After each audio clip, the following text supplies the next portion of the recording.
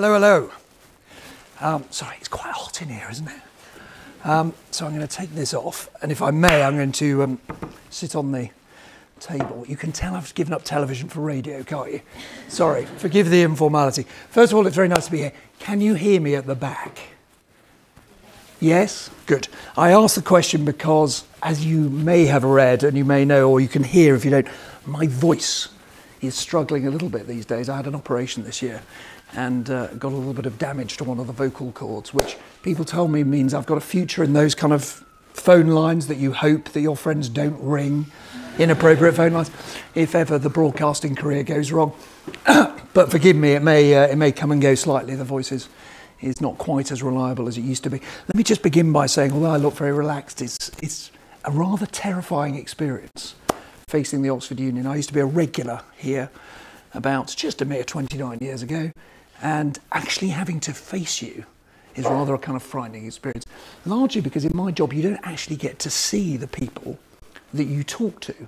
The curious thing in the job I did for the last 10 or 15 years at the BBC and ITV as political editor means that night after night you stand outside an empty building, you are in the dark, it's often terrible weather.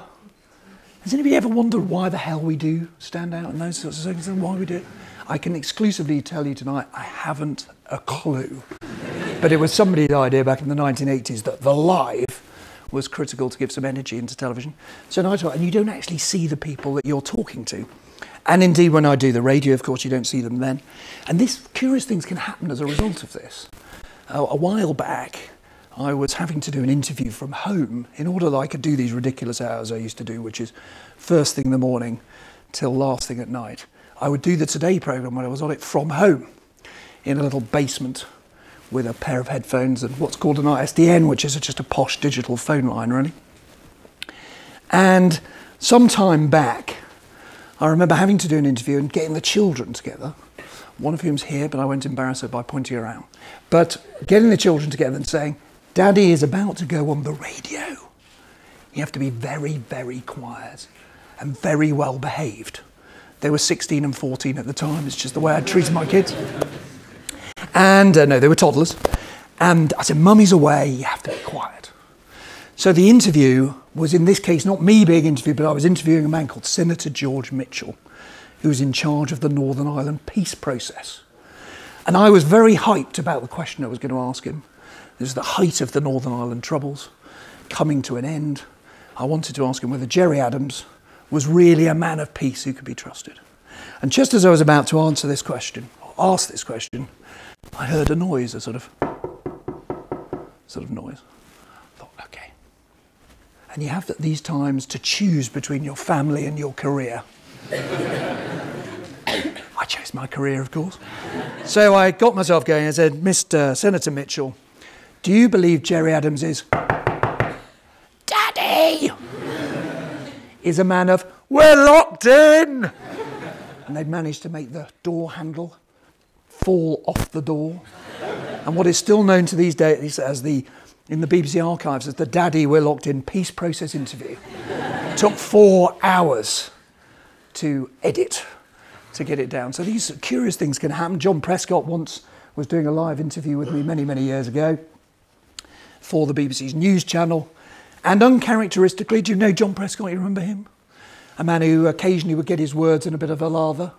A man who once said, the Green Belt is a Labour achievement and we intend to build on it.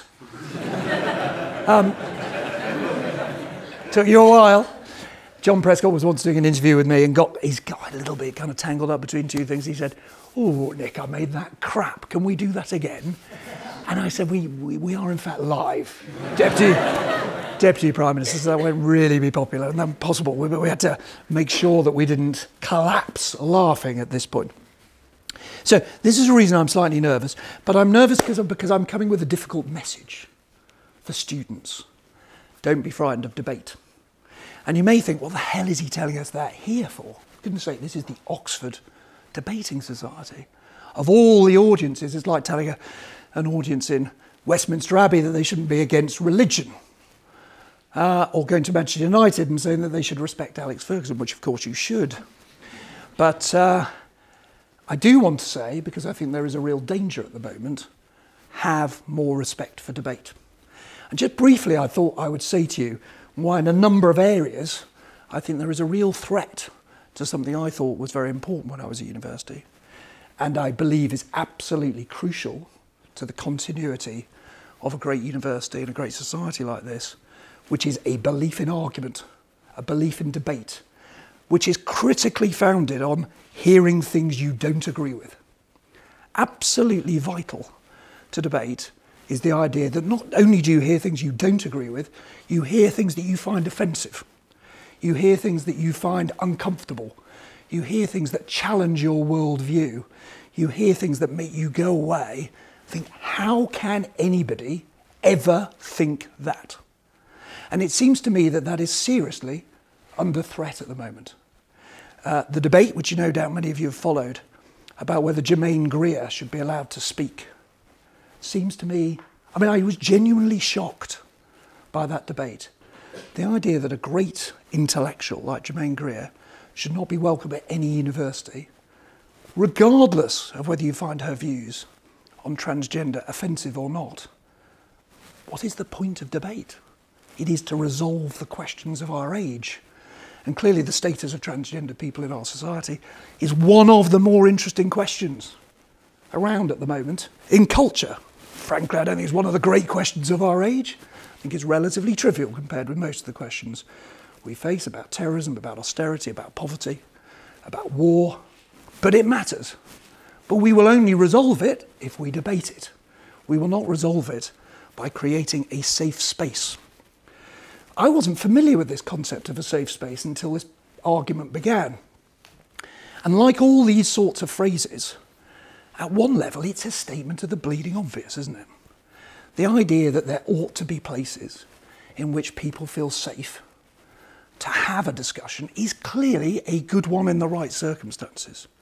If you're having a discussion about sexual violence, if you're having a discussion about gay rights, you would want to create a space in which people feel that they can talk openly, frankly, without feeling threatened. But if you're having a debate, if you're at a debate society, if you're at a student union, you have no right to feel safe from views you don't find congenial. When you look at the definition of safe space, which I did before coming up here, it doesn't even mean safe. When you look at the definition of people who argue for safe space, they don't mean safe in the sense of not going to be attacked. It includes the word uncomfortable in the definition of safe. Why have you got a right to feel not uncomfortable? I feel uncomfortable by people stopping people talking. So am I entitled to a safe space so that I don't feel not uncomfortable when people ban people? Would you extend the right, those of you who are in favour of safe space, would you extend the right beyond sexuality to politics? So if I find, I don't, let me stress, but if I were to find Jeremy Corbyn's opposition to Trident made me feel unsafe, I think deterrence is very important, maybe. Maybe I have the opposite view. I think David Cameron makes me feel unsafe because he might bomb Syria. Am I entitled to have a space where I don't have to hear his views because it might make me feel unsafe? It might make me feel uncomfortable. It might make me feel threatened. Or is it only within sexual politics that I can feel threatened or unsafe? But it seems to me this is, I know there have been debates here in Cambridge, it was particularly about Germaine Greer. I know there was a debate about the Christchurch ban on a debate on abortion because two men were participating. It is all unequivocally bad, I am here to say. Debate is what keeps us safe. Knowing that ideas that we disagree with will be wrestled with, argued with, defeated. And I talk as someone whose interest in politics and interest in journalism stem from the experience of my grandparents. They knew what it meant to be unsafe. They were German Jews. And they fled Nazi Germany. They fled, slightly unfortunately to them, to what then became communist China. So twice in their life, they really were unsafe. Jews potentially facing persecution in Nazi Germany, Westerners potentially facing persecution in what became communist China. Now, did they need protecting? Damn right they did. They needed protecting from fascism. They needed protecting from state communism. They didn't need protecting from discussing it. They didn't need a safe space in which someone said, look, you find Nazis offensive, so I tell you what, we won't talk about the Nazis in front of you. What they need is to people to argue with the Nazis, defeat the Nazis, take on the communists, defeat their arguments. That's what they required. But that requires, amongst this student body, a great belief in the value of debate in its own right. Now, the reason I'm being preachy about this, even in this organisation, which may say, look, hold on, come on, we have debates, what are you talking about? Is I sense in a wider public sphere, there's now becoming a kind of hostility to debate. So what happens, for example, is sometimes people are frightened of debate. So when I was covering the last general election, I would say again and again to Ed Miliband, you are a radical, Ed, which he was. You believe in changing society in a pretty dramatic way. Indeed, he saw himself, and I don't mean this in an arrogant way, but he saw himself as a successor to a Clement Attlee or a Margaret Thatcher. In other words, he had the ambition not merely to run society as it was, but to dramatically change it. And again I'd say to him, Ed, why won't you tell me this on camera? And we talked about doing a long interview for Panorama in which he would say it. We went on the road and I tried to persuade him to say it. And at every stage, he was actually fearful of the debate. Not fearful in the safe space way, but fearful that it was somehow going beyond what people could tolerate.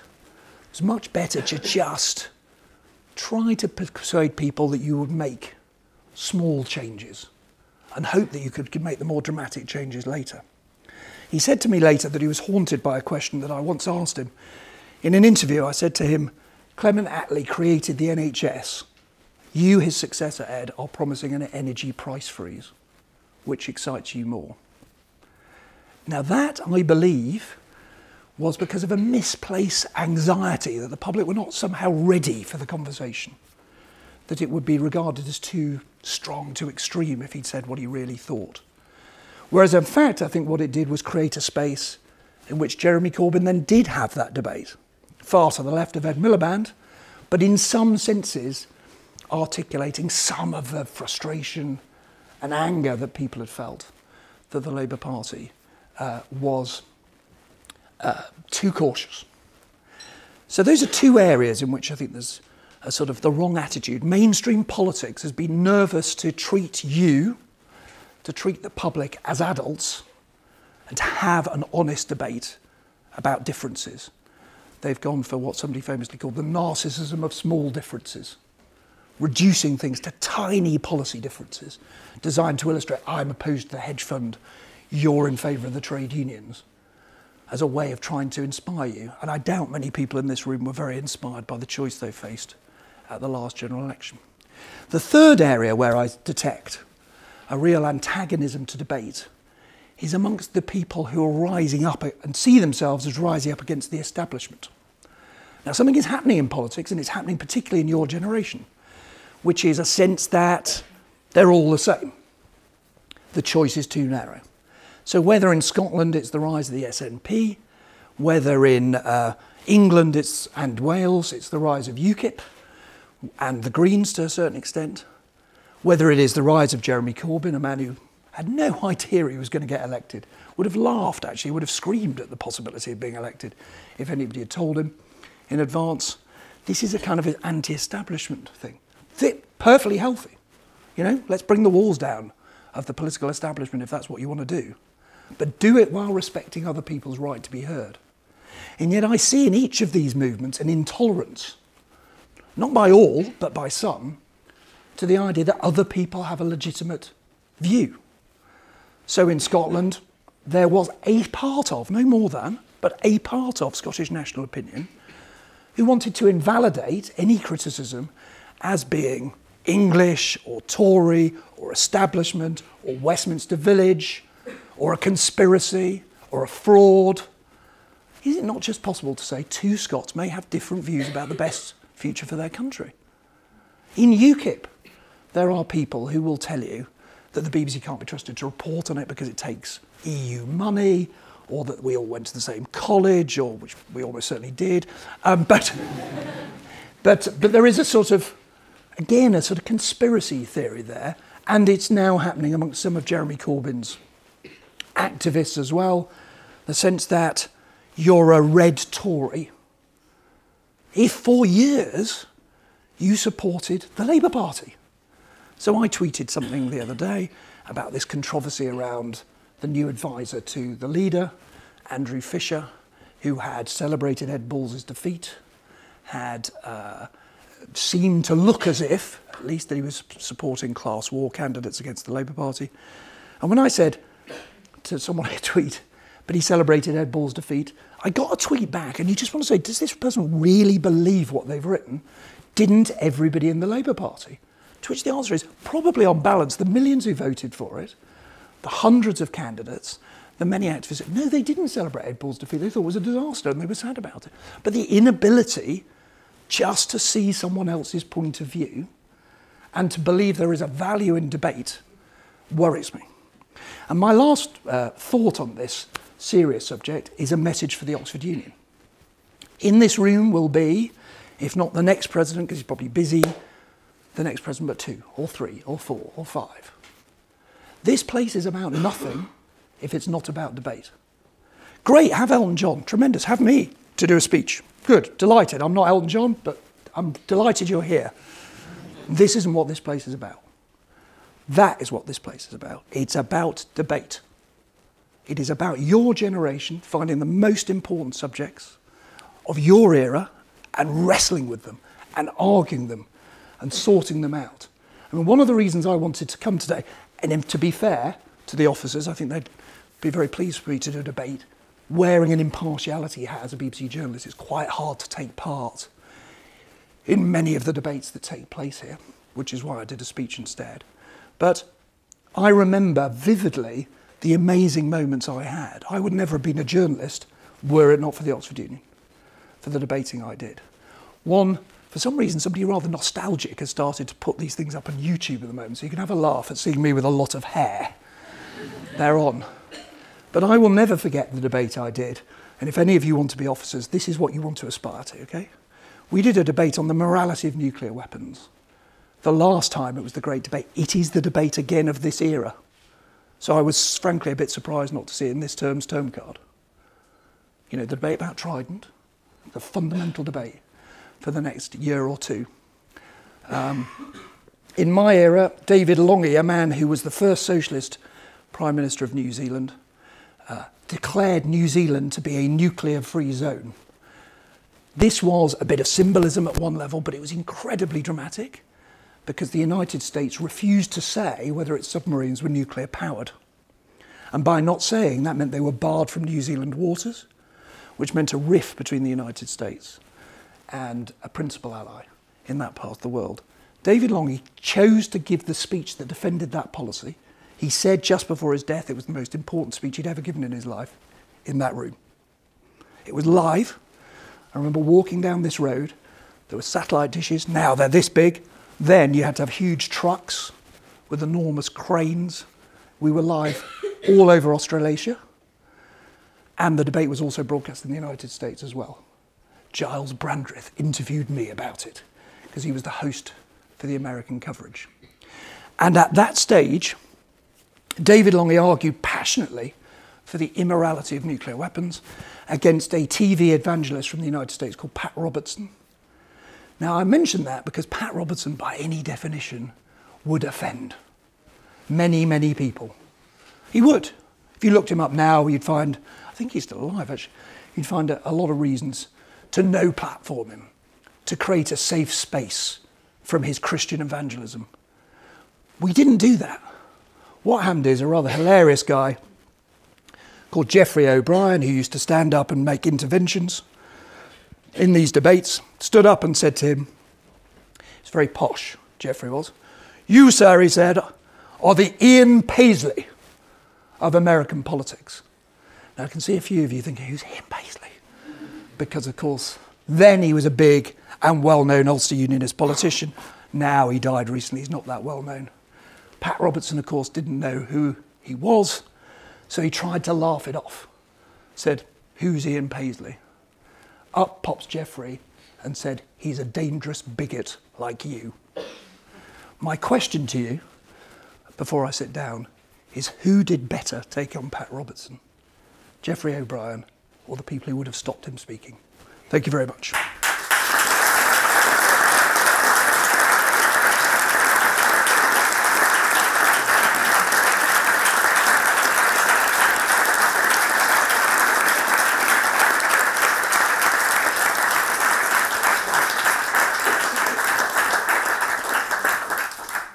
Thank you very much. Just following on from your speech, it's a debate we often have amongst committee ourselves here at the Oxford Union, but do you think there are any limits at all to free speech, to what's acceptable?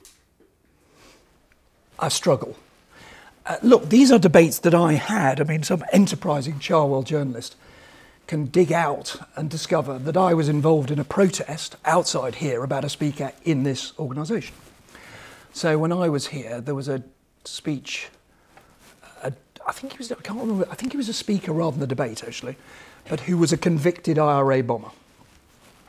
And I was part of a protest, which I thought was very, very funny because I was a student and you think these things are funny. There used to be a slogan in the 1980s, which was an anti-nuclear slogan called "Jobs, not bombs." So I ran a protest saying "Jobs, not bombs" against the man from the IRA. It's a bit crap, okay, but that's what we did. My point now and then would be, it is perfectly legitimate to protest against speakers. If Marine Le Pen were here, and I know was she here? I think she did do it, didn't she? Well, you protest, by all means. I'm not saying lie down. If you want to say, I don't wish my society to give credibility to a speaker, campaign against it. Fight against the person who does it. In no sense am I saying invite anybody just for the sheer generation of controversy and then say it's nothing to do with me. My point is, don't ban people. You know, have a debate about whether to invite them. It's all about the conversation. So there are very few people I would instinctively, other than people who are really inciting violence. My objection to the guy, and I can't remember who it was, who spoke then, was he was a convicted IRA bomber who at no stage said that he regretted the use of violence and supported democracy. And so the protest involved us having ballot boxes outside. You know, that's a defensible position. Would I do it now? Probably not. The peace process showed that there was a journey that these people were on, and so on and so forth. It was 29 years ago. There we are, you know. So my point would not be that you should invite anybody. My point, and there is always a danger with student societies, you invite for the row that they generate because you like the publicity. I'll give you an example that you may or may not know about. This is one of those quizzes, but it's about people are slightly kind of out of the news now, so this may not work, but I'll give it a go. I mean, do you know Ken Clarke and Michael Howard, Tory politicians? Some of you will and some of you won't, right? Who, they were at Cambridge Union rather than Oxford Union. Who do you think invited Oswald Mosley, the British fascist leader post-war, to speak, and who resigned in protest? Most people, I think, will think that Michael Howard invited him, seen as right-wing, and Ken Clarke resigned. In fact, the other way round. Ken Clarke invited Oswald Mosley to speak at the Cambridge Union, and it was Michael Howard, partly because he's Jewish, who resigned in protest at that. So there will always be space for an argument. But I'm talking about what I see as a trend. There is the main point I want to drive home is, and I'd love someone to challenge me if they disagree, where is it ever stated that I should not be offended? Why is that a right? It isn't a right. It doesn't make me safe. It isn't something I'm entitled to. It isn't necessary. Offence is part of life. That's what happened. People don't like the way I look. People don't like my pit. That's just life. And I'm in danger of repeating myself. So I do feel very strongly that this is a trend. If you've not seen it, it's well worth seeing the debate. It's still on YouTube and on the Newsnight iPlayer site. David Aaronovitch of the Times taking on the student union leader of Leeds, who literally says that it is the policy of Leeds Student Union that if somebody feels that they would feel uncomfortable as a result of a speaker, they can approach the student union, and providing they get a few people to support them, no number was ever specified, fine, they're not invited anymore. Well, as I say, try applying that rule not to the areas that you find easy. That the whole point about freedom of speech is to apply it to the difficult areas. Don't apply it to the people that, oh yeah, well look, my friend is gay, they may find this extreme Muslim cleric offensive. My friend is Jewish, my friend is, or I am, whatever, a woman, and I would find a debate amongst two men about abortion annoying. That's not the test. The test is get someone who's got utterly mainstream views and see if you ever think it's right to ban them. And if it's not right to ban them, why is it right to ban these other people? Unless they are actually a danger to life and limb, would be my view. Moving on to your career as a journalist now. When you left school, you were involved in a car accident in France, in which your two close friends, William Redhead and James Nelson, were tragically killed. And you've spoken about how William's father, Brian Redhead, who was a presenter of the Today programme for 18 years, was a great influence to you as you were growing up. How did you feel when you first kind of were offered to take on that role, his old role, as presenter of the Today programme? Well, you can imagine it's not like just another job. So for those who don't know, I start as a presenter on Radio 4's Today programme next Monday, all things being well. And it's a conversation I've had on and off for years, about the possibility of doing it. So it didn't come out of the blue, but the actual offer only came after the election. And clearly, it's wrapped up in a kind of huge emotional thing. I mean, I had a very bad car accident, as you were saying, just after my A-levels. So at the very last minute, I had to postpone coming into Oxford for a year, which, like every silver cloud has a silver lining. I met my wife. I might not have met my wife here if I'd come in the year I was supposed to come, as against the year I did come.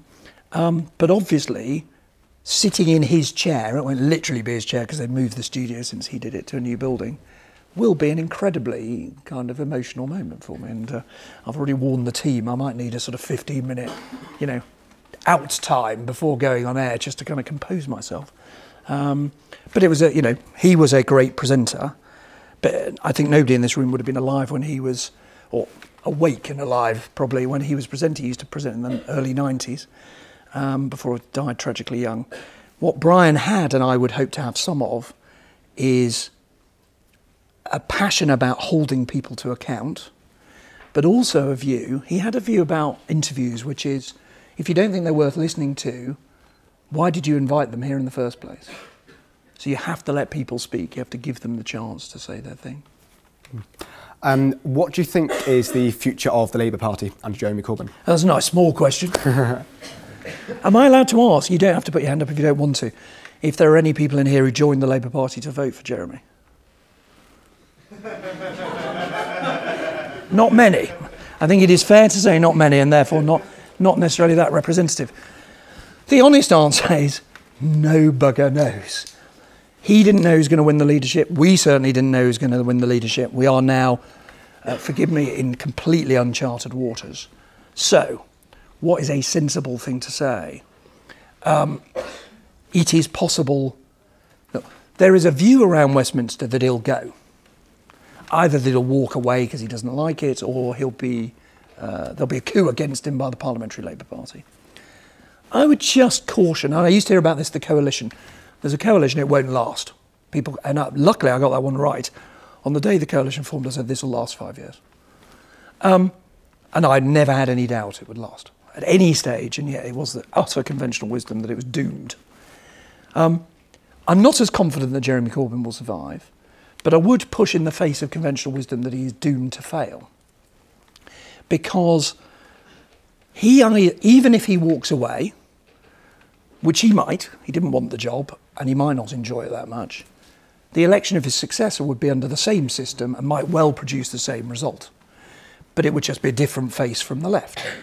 So, okay, it's a different guy, but it's not fundamentally changed. If there's to be a coup against him, the centre-right, whatever you want to call the rest of the Labour Party, has to find a candidate. There is no obvious candidate yet. There may be in 2 years. So I don't think it's clear, but the defining event of the next 2 years won't be this anyway, forgive me, it will be the EU referendum. The thing that you'll be talking about if you're remotely interested in news and politics in 30 years' time will not be Jeremy Corbyn's leadership. It will be the EU referendum.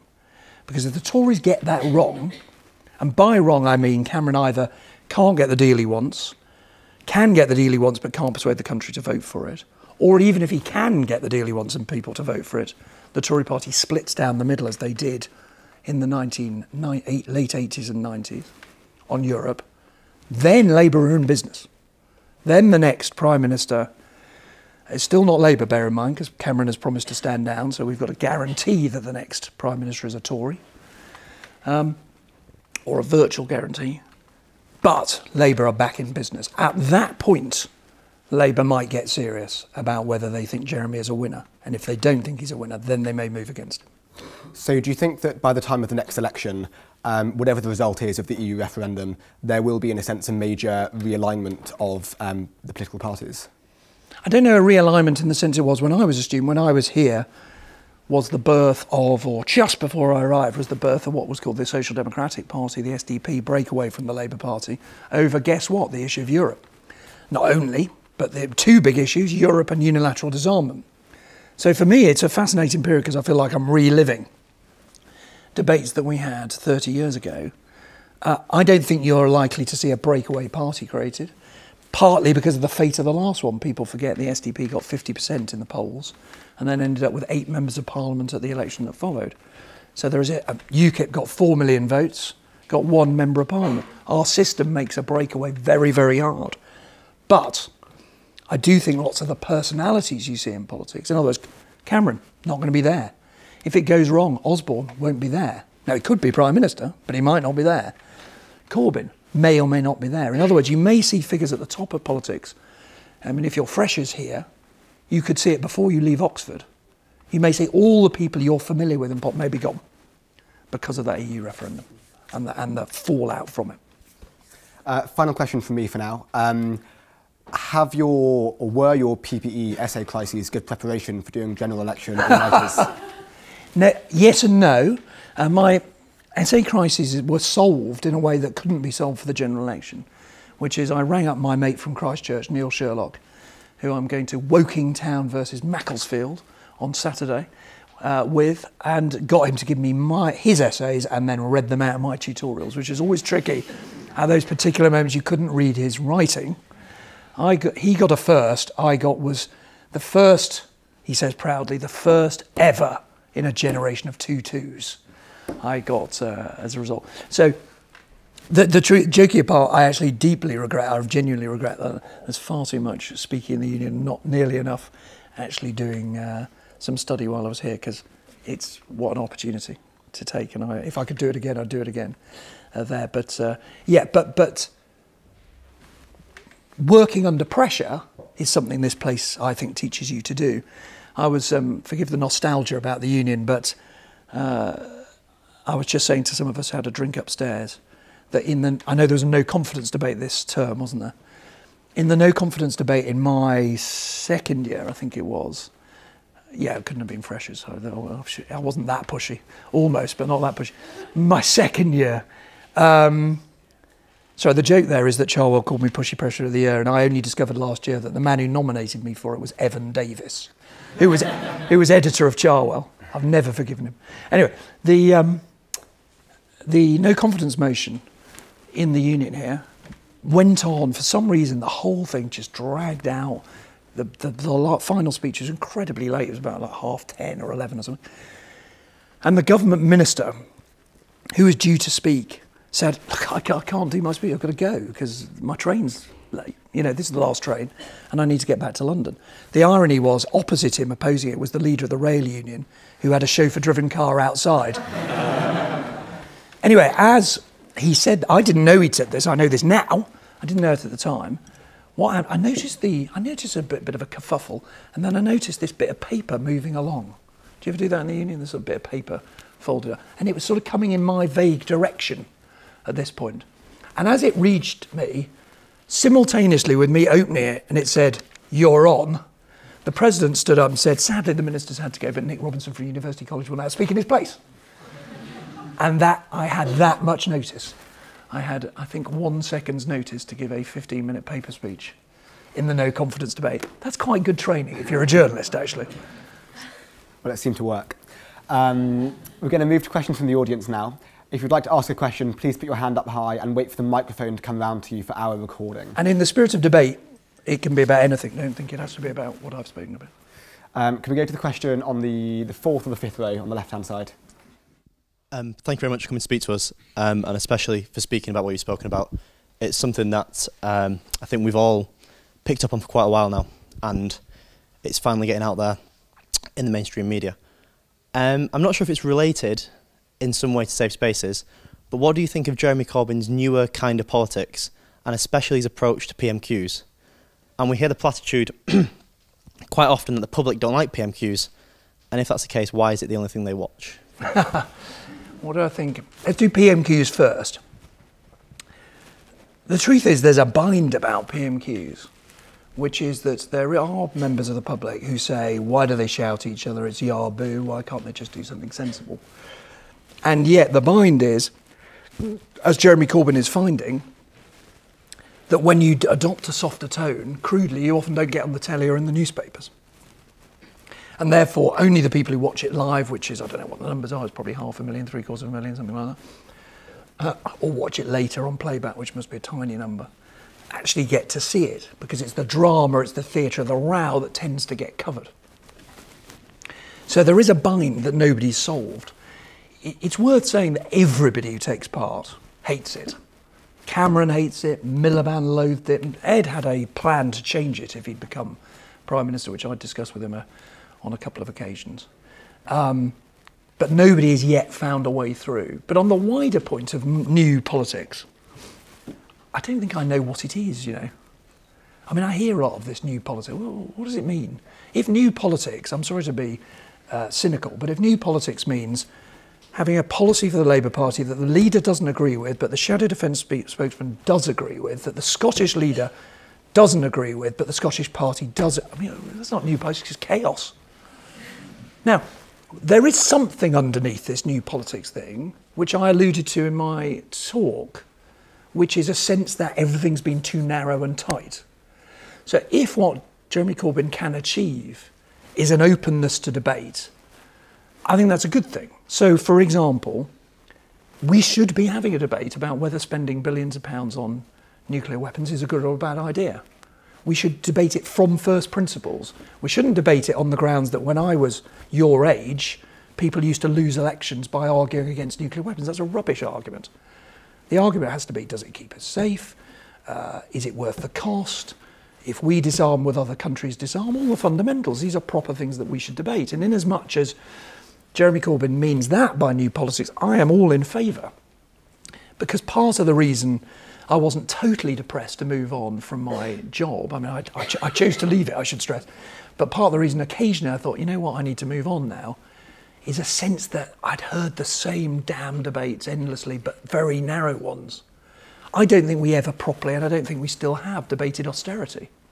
Not, is it a good thing, are the Tories wicked because they're in favour of austerity? That's not a debate, that's an insult. There's a proper economically based debate, which is, does austerity actually make us poorer rather than richer?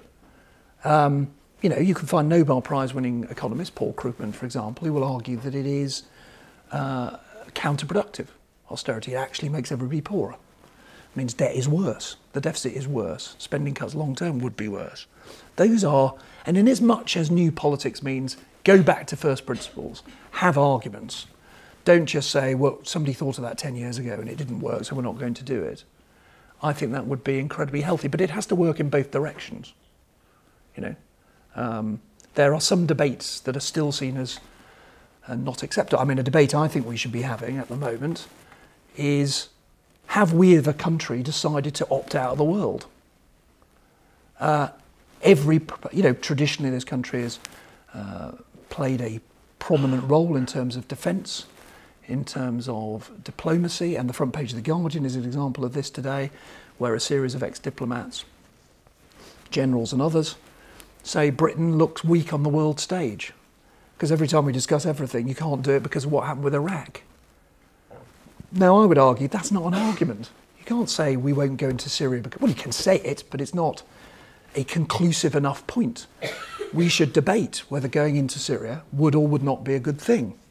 Again, if I can write your term card when you're president or whoever is president next, you know, that is a fundamental question. Should we be sending ground troops to take on ISIS? Not because I think we should, but because it's the question of your age. The equivalent of my grandparents and the battle against Nazism, it may not be on the same scale, you may wish to argue that it's overblown, but the equivalent in world challenges is the threat posed by ISIS. So debate for your era is, if we really think that, why do we have the fourth largest defence budget in the world, and yet people say you can't ever use it? Because it's wrong to do, because Tony Blair got it wrong 10 years ago. Now, there may be, and people in this room could tell me 5 Rio, it'll make it worse, it'll bring the threat closer to home, it'll produce another terrorist movement. I'm not saying I have a view as to which is the right answer, but it is the debate. And it seems to me the new politics I want is not, look, let 1,000 flowers bloom. It's what used to be called at the BBC, cut the crap, get to the nub of things, and actually have that argument. Thank you. Can we please go to the hand in the aisle about halfway back on the left? I'm not normally this serious, by the way. I don't know why I'm getting serious now. You mentioned that you were here at the same time as Evan Davis, and Yes. presumably Boris Johnson, Yep. David Cameron, Not David Cameron. Toby Young. Toby Young. Yeah. Could you tell at the time who was going to become like really successful? Were they all BNOX, or were some of them under the radar? Some you really knew, and others. Actually, it's not true I wasn't here at the same time as David Cameron, but I didn't know I was. He was 2 years below me, and when I first did an interview with him, he massively embarrassed me by saying, "Oh, I remember seeing you speak at the Oxford Union," he said. But I didn't know him at all, and he didn't, like Tony Blair, interestingly, had no involvement in student politics or the union. I mean, I think he came to watch things, but he didn't have any involvement in it at all. Boris I knew pretty well. He was president here. The friend who lent me his essays beat him when he first ran for president. It's the last election that Boris lost as a result of this. Yeah, look, there are certain... we actually had a reunion dinner the other night. You get to a certain age when you're over 50 where you find these ideas fun rather than revolting. But there was a reunion dinner, which, because we're on tape and Facebook and that, I'm probably not going to tell you who was there, but of quite a few of reasonably well-known people who had all been at Oxford at the same time debating here at the Union. And yeah, there were one or two. I think Boris you knew. Boris you could tell. Boris is literally no different from how he was when he was here. I mean, even that he had dishevelled hair. He used to go up to the dispatch box here, and at first you think he's completely lost it. He's got no idea what he's going to say, burble and mumble, and he'd suddenly look up, and this little shot of comic genius from Boris, and then he'd be back. And that's what he does to this day. So yeah, I think Boris was probably, of the people I saw here. My other claim to infamy is that I took the debate work classes here one year, and a young fresher called Michael Gove came. And we'd both won National Debating Awards separately. And so whoever the president at the time said, it'd be a really good idea if you debated together. We were knocked out in the first round and never debated together again. It was a disaster. Boris looks no different in his photo on the wall. Blonde mop of hair. Exactly the same. Can we go to the question right at the back of the hall, please? Sort of 2 observations, and also lead on to a question in terms of the safe space and Jeremy Corbyn. What would you say to those people with this sort of point that you yourself are a white, male, heterosexual who studied at Oxford, and I think you admitted that you were a Tory before? When I was a student Tory when I was here. A lot of people say, well, you're a very privileged person, so who are you to say, well, in terms of space, why would you comment? And with Jeremy Corbyn, I always go back to the 1983 elections, and they always said it was the longest suicide note in history and all that. But when Michael Foot was became leader, he had a double-digit lead. It's only when the SDP split and the Falkland Islands was a great success did Margaret Thatcher's polling increase. So do you agree that there's a myth that Labour going to the left is electoral disaster? Let's deal with that one first. Well, it's not a myth because it's so far been true. It will, you know, Jeremy Corbyn may prove it to be a myth. But if you'll forgive me, saying everything was right with Michael Foot except that half of the Labour Party left to form a new party is like the famous saying about, other than that, Mrs. Lincoln, how was the show? You know, the job of the leader of a party is to hold the party together. If 4 of its most prominent people form a new party, which goes to 50% in the polls, that I think you could define as not a success. And that is the challenge for Jeremy Corbyn now. Can he hold on to the new members? Can he simultaneously reach out to people who didn't vote Labour because they saw it as too right-wing and too establishment, who voted Green, may even have voted Lib Dem, probably not, but Green, Scottish nationalists. But can he also reach out into the centre ground, if you want to use that language? If he can, he'll prove you right and me wrong, and will succeed. But at the moment, there's no evidence that that coalition is yet being built. But I caution, I'm not saying, as I said before, that it can't be done if the Tories self-immolate on the issue of Europe, which they're more than capable of doing. There will be a huge opportunity for a centre-left party to take power. But I don't think your historical version holds truth. Your broader point is, of course, right, and don't get me wrong. I could not be more a symbol of the establishment. As it happened, I didn't go to a public school, but you could have put that in if I had. Now, so of course, if you are in the privileged position of anybody in this room, from the education you've had, the opportunities you've had, you have to reach out and be aware of how your attitudes, how other people's attitudes may make someone else feel. My point is a different one. My point is more about those people. They are not protected by not hearing things they don't like. They are protected by the defeat of ideas. And ideas get defeated in debate, not by censorship. It's a very, very simple point. The reason gay rights are now seen as, probably wouldn't be questioned, unless someone here in this room has very strong religious views, which may lead them, because of their religious views, to not feel entirely comfortable with their gay rights of God. There's probably not someone in this room who would challenge it. But when I was at university, we were in the era of Section 28.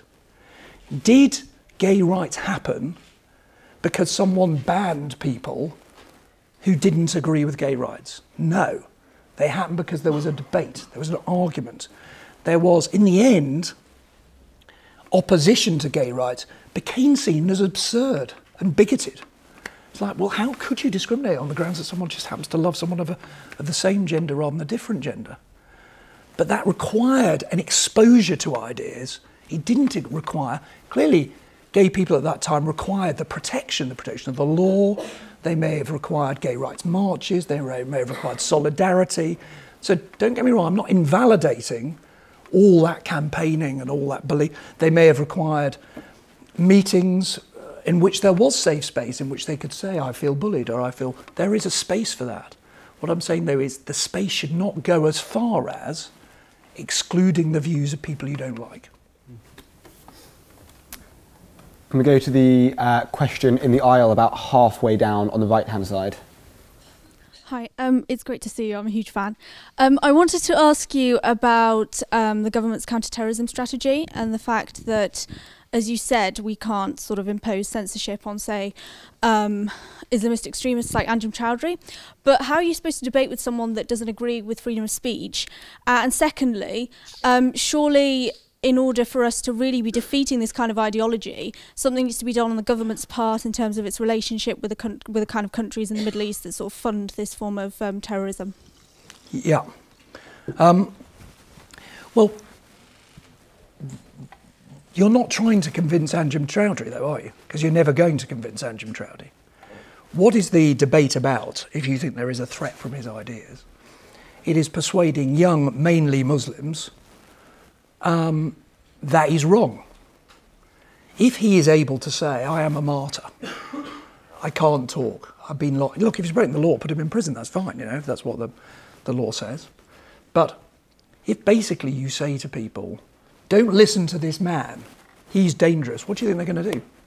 Now listen to them. Are you going to stop them listening to? Okay, might not happen in your student union, it might not happen in the Oxford Union, but it'll happen on the web, it'll happen at a mosque, it'll happen down the road. So my broad point is you can't stop ideas, you can only defeat ideas. And it is only when there is an active and lively debate about the ideas he raises that they'll be defeated. I mean, eventually I am an optimist. You know, the idea that a caliphate, as envisaged by ISIS, is a preferable form of life that most young people in Britain would prefer, is laughable. But until people are willing to stand up and say, this is absurd, what you're saying. I mean, they should be laughed at. They shouldn't be banned, in my view. They should be laughed at. They should be exposed for what they believe and have those debates. Sorry, I'm in danger of repeating myself on this issue of freedom of speech. And sorry, your other point was about foreign governments. Yeah, well, look, I'd be dangerously in the area of expressing a political view when I can't because of the job I do. But I mean, I think it's quite an interesting debate, isn't it? Which is that the relationship that governments of all political colours have had with, shall we say, less than democratic regimes in the Middle East has made them not always entirely in favour of the policies that they occasionally aspire to be in favour of. Is that coded enough? You can tell I've done the job for too long, can't you? Can we go to the question on the front row over here? What are your thoughts on the Rhodes Must Fall movement, assuming that you've heard of it? If you haven't, I can explain. No, I haven't. Great. In Oxford, though, and the recent sort of protest outside Oriel College to bring down the statue of Cecil Rhodes. I hesitate to express a view because beyond the headline, which is Rhodes is a symbol of apartheid and a terrible regime, I should bring it down, and you should bring down any mention of him. And I know there's an argument that a lot of the money... What I know is I know a lot of Rhodes scholars. Some of the people at this dinner the other night were Rhodes scholars. I think it's extraordinarily important, the Rhodes Scholarship. It's brought some brilliant people to this university. I know the argument is the money didn't all come from Rhodes himself, came from other people. I'm going to probably pass on that. I tell you what I think about quite a lot of these debates. Is it actually the most important thing that's happening in our world at the moment? I mean, I do find myself, I'm sorry to... Look, there is no point being 52 if you can't be preachy to people who are 30 years old. No, literally, it is an opportunity. And I'm very happy to be... There are some of these debates I hear, and my daughter's grinning because she's seen me do this. I just think, what? Okay, so there's a threat from ISIS. There's a debate about tens of billions of pounds being spent on nuclear weapons. There's austerity. The European Union is historically failing to give employment to its people.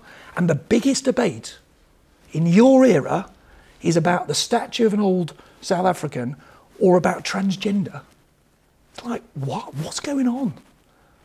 Now, my fear is that what's going on is that there is almost a feeling of impotence. I worry, genuinely, I do worry about the fact that my generation thought they could change things. And maybe you've observed a sort of sense that it doesn't matter, the establishment, you know, the question at the end, perfectly fair question about your white middle class, blah, blah. Maybe that pervasive view, which clearly has something in it, which is it doesn't matter who you vote for, the same people are always in charge, that view, is so pervasive that when you're a student, the most important thing you can care about is a statue or transgender. I just don't buy it. It just seems to me the world you are going to live in will not be shaped by the future of Germaine Greer or Cecil Rhodes' statue. It will be shaped by these massive questions about peace and war and austerity and fairness. You know, I'm banging on. Please debate them. We've got time for one or two more questions. Can we please go to the hand in the middle at the back? Hi. My question is about two minor parties in British politics. So what do you think the future in the next parliament is for the Lib Dems and UKIP? Have you got an essay to write? What do I think is the future for the Lib Dems and UKIP? God, now there's a question. Let's do UKIP first of all. Of course, just massively shaped by that referendum question. If the referendum is passed to remain in, which would still be what most betting people would say, I think it's very hard to predict, but I still think your hunch would be that people will vote to remain. In a sense, UKIP still has a raison d'etre, although their problem is there's been a democratic decision that's gone against them.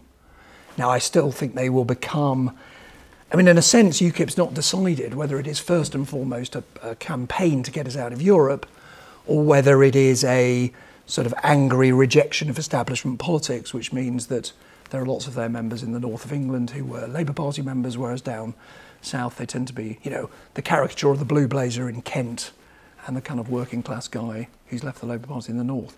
So in a sense they are going to have to resolve that, and without, if they hadn't got Farage, because if Farage decides to walk away, I think they'll struggle.